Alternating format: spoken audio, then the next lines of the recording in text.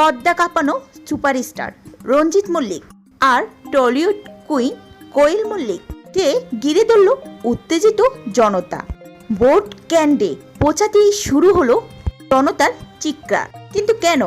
তারা কি সত্যি কোনো অন্যায় শিকার হলেন, নাকি পদ্মার পেছনের গল্পটা একদম আলাদা?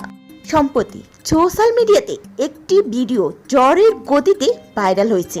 সেখানে দাবি করা হচ্ছে বাবা ও মেয়েকে দেখে নাকি চোর চোর স্লোগান দেয়া হচ্ছে। কেউ কেউ বলছেন রাজনীতির যোগ দেওয়ার কারণে কি এই দশা। নেটিজেনদের মধ্যে চলছে তুমুল তর্কাতর্কি। কিন্তু আপনারা কি জানেন ভিডিওটির পেছনে আসল সত্যতা? আসল ঘটনা হলো ভোটের দিন 29শে এপ্রিল।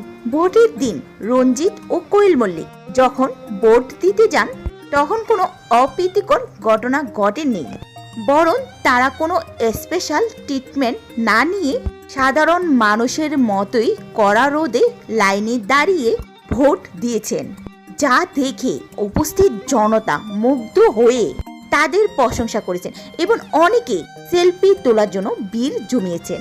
ভাইরাল ভিডিওতে যে নেতিবাচক স্লোগান শোনা যাচ্ছে তা আসলে অন্য ভিডিও থেকে এডিট করে বসানো হয়েছে।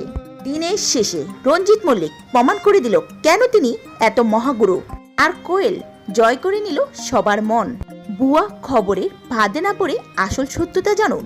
আপনাদের কি মনে হয় তারকাদের কি এভাবে সাধারণ লাইনে দাঁড়িয়ে ভোট দেওয়া উচিত? কমেন্টে আপনার মতামত জানান। আর এমন নিউজ আপডেট পেতে এখনই আমাদের চ্যানেলটি সাবস্ক্রাইব করুন।